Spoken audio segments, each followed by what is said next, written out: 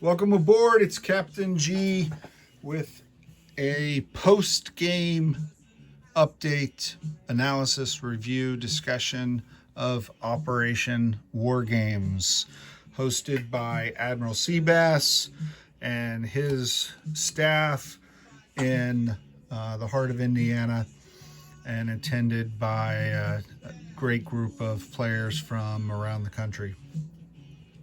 What I want to do with this, for those who are interested, they've ordered the game, pre-ordered, they're collecting their pieces, or they've ordered the piece kits from HBG and are looking forward to playing, talking about a little bit of the strategy. I'd shared a video of my intent as the Soviet Far East Command, what I was trying to do in my war against China as part of my Scenario 3 game, but also it's very applicable if you only do Scenario 1. And don't forget, if you're unfamiliar with the game, you can play beyond the tutorial. You can play just the Pacific, which is the U.S. Pacific Command, Soviet Far East, and China, a three-sided war. Or you can play Scenario 2, which is Europe, Africa, the Middle East, the Atlantic, Central America, between the U.S., Soviets, Warsaw Pact, and NATO. Or you put 1 and 2 together, right? That's the global war. That's the Scenario 3 mega game, and that's what we played in Indianapolis.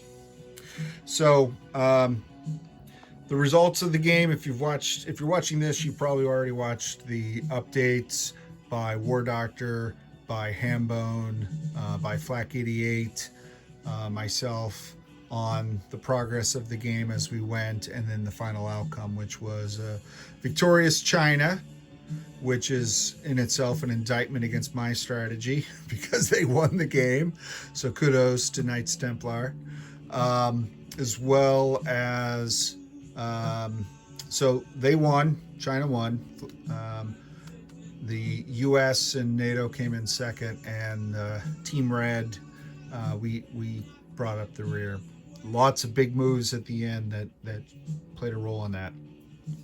My pre-war strategy was to benefit from having a generous and a very accommodating partner and ally in Flak88, and taking his units that he was sending, that he starts the game with, he would transfer those over to me on turn 2, and that went very well, and he sent everything that he had promised, and I used them in my attacks, and I'll talk more about that in a second, which allowed me to shift some of my starting forces here over to have more forces available, plus what I could build to hit.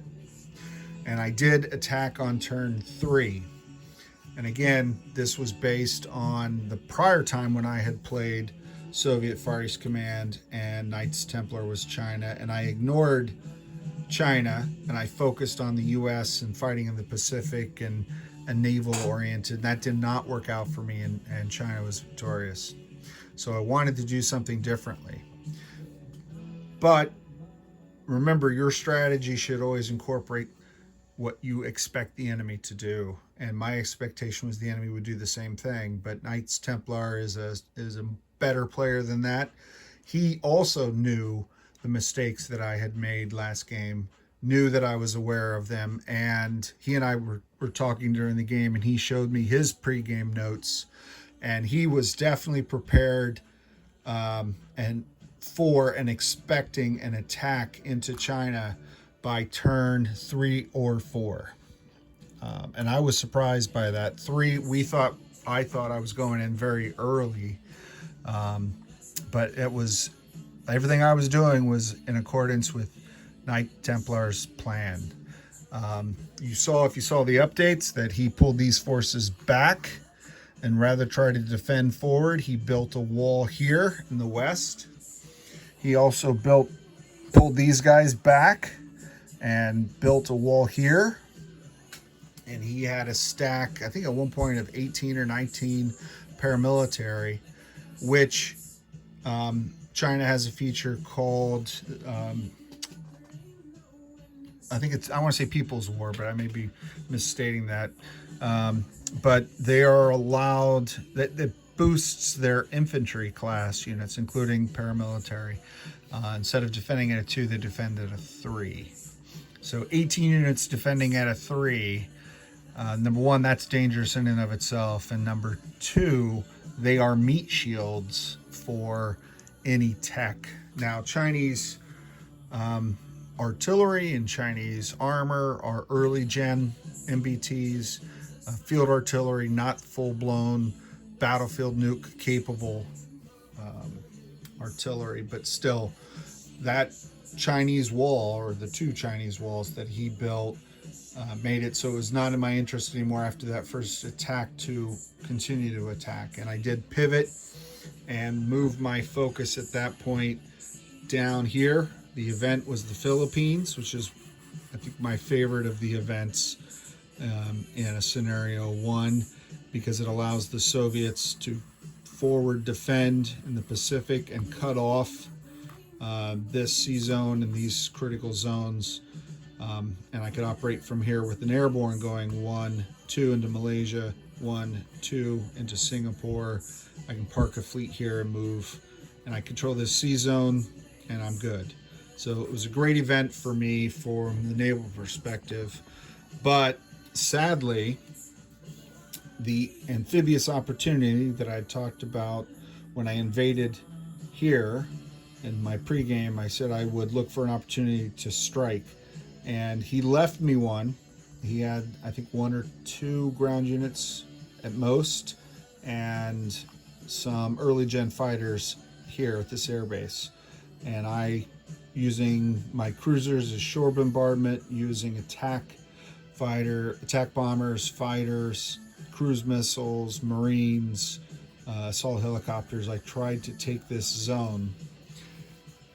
He scrambled in defense and prevented me from taking it. Had I taken it, it would have destroyed his nuclear attack bombers.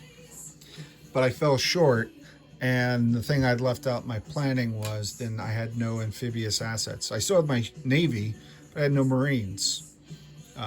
And it was, the end of turn 3, the U.S. Hambone, who is a fierce player, a skilled player to go up against head-to-head in any time, but Hambone learning this for the first time with Admiral Seabass as his coach on the rules and strategies of the game. The 2 of them were a very formidable opponent as well, and they were at DEFCON 3, I think, and soon to be at DEFCON 2, which meant they could declare war against me. So I needed to be able to control that. So I did not have a lot of time to pivot from a Chinese initial strike to hitting the U.S. down here in Singapore and Malaysia, which I did, but it just took me a very slow process to get Singapore, to get Malaysia, to get Thailand. And by then, Hambone had built the biggest Pacific fleet and the largest amphibious assault force I've ever seen in a Global War 85 game. And it was something that it was a glory to behold. And while I lamented the loss of the Philippines and my forces, I was also celebrating because I love to see that much Navy and that many Marines running ashore. It was fantastic. It was heartwarming.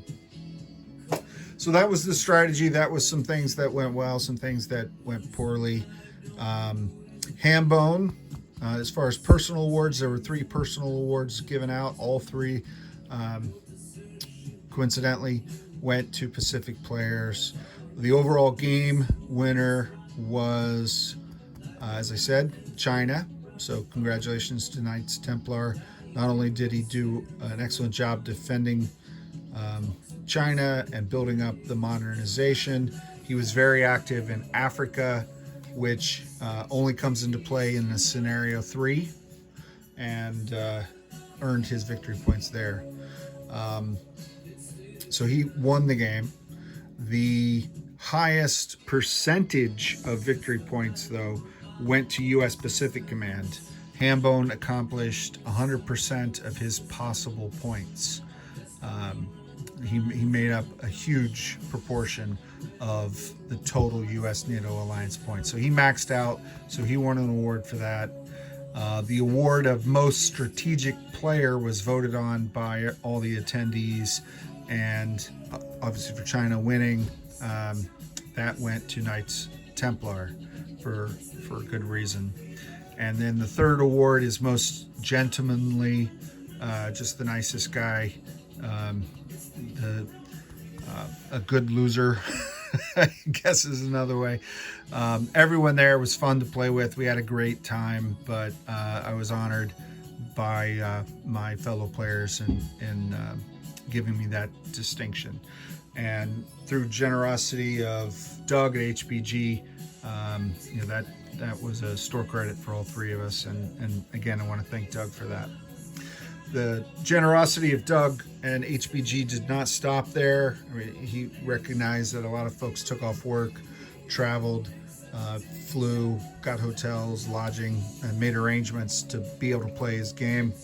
And he thanked us for it and sent a number of items. Anyone who's watched my channel before has seen me use this snap tray that I bought from HBG a long time ago that I love. With the Navy Captain's eagle. I think it's advertised as the Air Force Colonel, but both are true. But Doug sent this, which I will be using as we move forward. It was a surprise, personalized. This is my YouTube symbol. This is the Navy officer's crest. And he sent this for me. He similarly gave YouTube personalized, customized snap trays to the other players who had YouTube channels, or he gave them Global War 85 snap trays, which was very, very, very nice. He had some other things that he sent up to Admiral Seabass for us, and it was a wonderful time. I know I focus primarily on the Pacific and the players there. My teammates, I could not have asked for better teammates. Ozark Outpost playing Warsaw Pact, Flak 88, Soviet Global Command, great guys to play with. We all three worked well together, planning in months in advance our war strategies and working well. And Ozark gave me some advice early in the game that I did not follow because I didn't feel I could, but I, looking back, think he was 100% right. And perhaps China would have turned out differently if I'd followed his advice, so I'll recognize that and acknowledge that. Of course, Admiral Seabass was our host, lead designer of this game, so I'm eternally grateful for him for creating this game that I thoroughly love.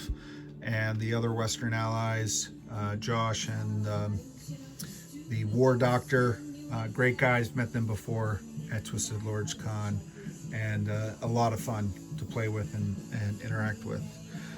Another thing that I wanted to share with you, I use dollar store plastic poker chips. I never bought the clay chips before, but Flak 88 ordered some customized chips and brought them for the guys. We use these during the game, and then if we wanted our own for our own games, he had extras that we could get from him. So this is the Wargames, very appropriate for the operation. And Wargames is one of the inspirations of 80s Cold War. Shall we play a game? So that's a 1. The 5, Top Gun. You can be my wingman anytime. Flying inverted, if you know the movie. This I thought was great. This is a tribute to Mr. Cold War, Mr. Tom Clancy. Little Soviet symbology there with the Red October. And then finally, tribute to U.S. and U.S. Armed Forces. So those were outstanding, and you'll watch, guys, as we do our YouTube Wars probably coming up in the future. Anyone who was there probably got some of these chips, and will be using them in their games. So with that, I think I've covered everything I wanted to in this video, just going over the strategy. I can't say enough nice things and express my gratitude enough times for Doug and HBG and the support he's given this team, how great the game was to play, how much I am so looking forward to all of you getting your pre-orders, getting your pieces ready and starting your games.